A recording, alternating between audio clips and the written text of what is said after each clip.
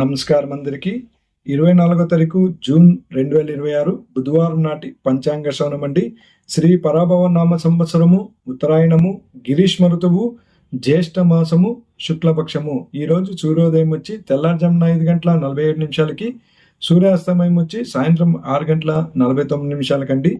ఈరోజు తిథి దశమి తిథి సాయంత్రం 6 గంటల 15 నిమిషాల వరకు ఉంటుంది. తర్వాత ఏకాదశి తిథి ప్రారంభమవుతుంది. ఈరోజు నక్షత్రం చిత్తా నక్షత్రం మధ్యాహ్నం 1 గంట 55 నిమిషాల వరకు ఉంటుంది. తర్వాత స్వాతి నక్షత్రం ప్రారంభమవుతుంది.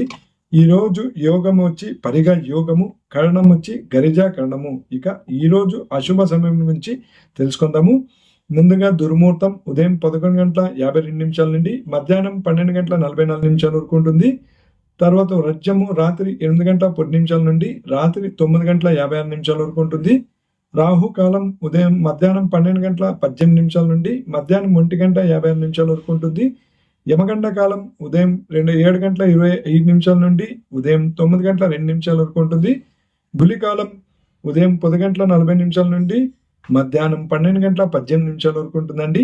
ఈ రోజు శుభ సమయంలో బ్రాహ్మీ ముహూర్తం తెల్లారుజామున 4 గంటల 11 నిమిషాల నుండి తెల్లారుజామున 4 గంటల 59 నిమిషాల వరకు ఉంటుంది. అమృత గడియలు ఉదయం 7 గంటల 32 నిమిషాల నుండి ఉదయం 9 గంటల 17 నిమిషాల వరకు ఉంటుంది. అభిజిత్ ముహూర్తం ఈ రోజు లేదండి.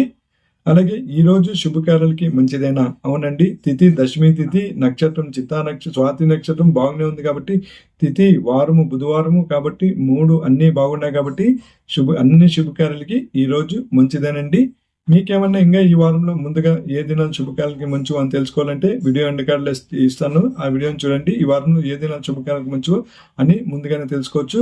ఇంకా మన ఛానల్ని సబ్స్క్రైబ్ చేసుకోకపోతే సబ్స్క్రైబ్ చేసుకోండి. అలాగే మీ అభిప్రాయాన్ని కామెంట్ ద్వారా తెలియజేయండి, లైక్ చేయండి, ఈ వీడియోని షేర్ చేయండి. ఓకే అండి, ఇందులో వీడియో సమాప్తం. ధన్యవాదాలు.